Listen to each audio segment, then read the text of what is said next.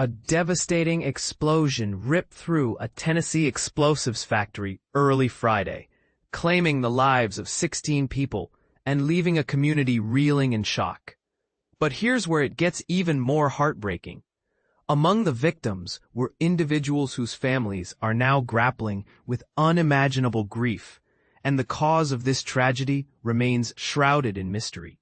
Authorities have confirmed no survivors, and the once bustling Accurate Energetic Systems plant in Centerville now lies in ruins, a smoldering heap of twisted metal and charred remains. This facility, known for supplying and researching explosives for the military, has become the epicenter of sorrow and unanswered questions. And this is the part most people miss. The emotional toll on the tight-knit community is profound. During a vigil at Hurricane Chapel in McEwen, Pastor Tim Farris poignantly noted that many in attendance knew the victims personally. "There's a lot of people hurting, a lot of tears being shed," he said. The initial shock and numbness among families have given way to overwhelming emotion as the reality of their loss sinks in. Farris emphasized that as time passes, the depth of this tragedy will become even more apparent, and the community will need to rally together like never before.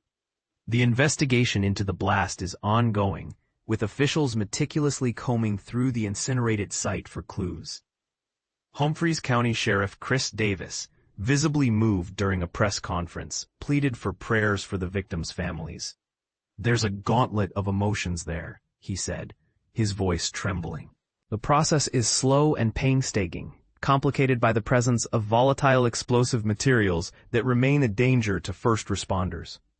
State officials have even deployed a rapid DNA team to identify the remains, underscoring the grim nature of the task.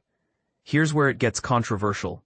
While the cause of the explosion is still unknown, questions are already arising about safety protocols at the plant.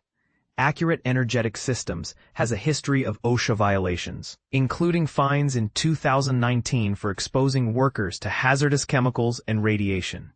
This isn't the first time the area has faced such a tragedy. In 2014, another ammunition facility in the same community experienced an explosion, resulting in one death and multiple injuries.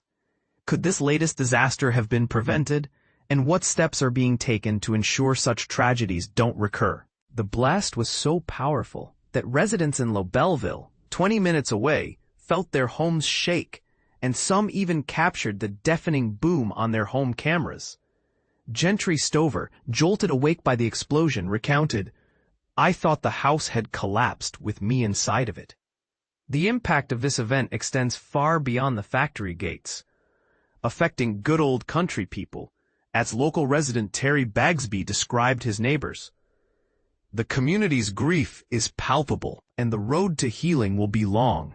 As counselors prepare to support grieving students on Monday, and as first responders continue their perilous work, one thing is clear.